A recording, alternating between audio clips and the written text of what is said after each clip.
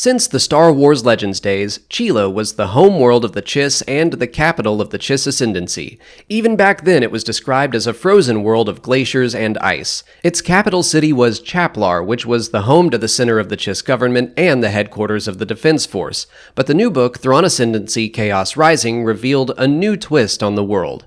Csilla wasn't always an icy tundra. Their solar system's sun changed in some way which caused the surface to freeze, driving the population of the planet underground.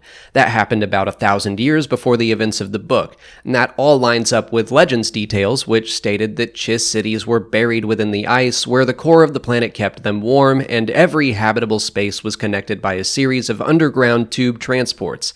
We see some of those cities built in caverns 2 kilometers underground, and they are actually massive. It would appear that each of the 9 ruling families had their own homestead, and each was a perfectly comfortable place to live. But Chilla's big secret is that it is largely uninhabited. When the surface froze and people began to move underground, the Chiss decided it was time to relocate to nearby planets such as Rintor, Aviditch, and Sarvchi.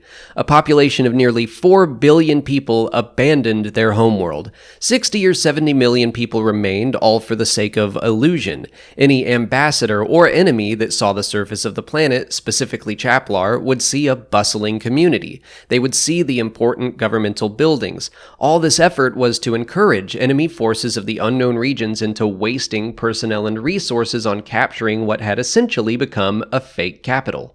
But what I find more interesting is the fact that the Chiss hid this from their own citizens. Many people throughout the Ascendancy never found reason to set foot on Csilla anyway.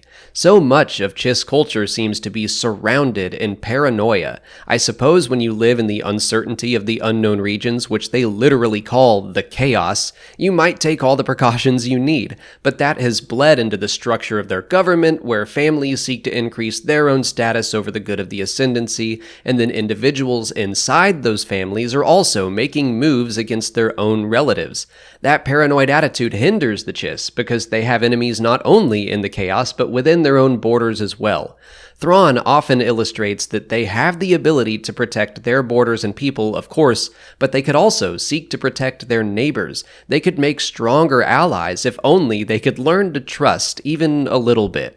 If you want to check out Thrawn Ascendancy Chaos Rising for yourself, you can pick it up for free on Audible by clicking on the link in the description or by going to www.audibletrial.com/Star Wars Explained. The audiobook is out right now, and the production value on all the Star Wars audiobooks is very high with sound effects and music. It's like listening to a movie.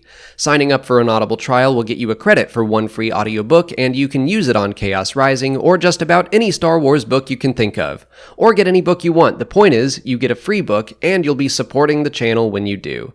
But that's it for today. If you haven't already, please like this video, subscribe to the channel, follow us on Twitter, Instagram, and Facebook, and consider checking out our Patreon page.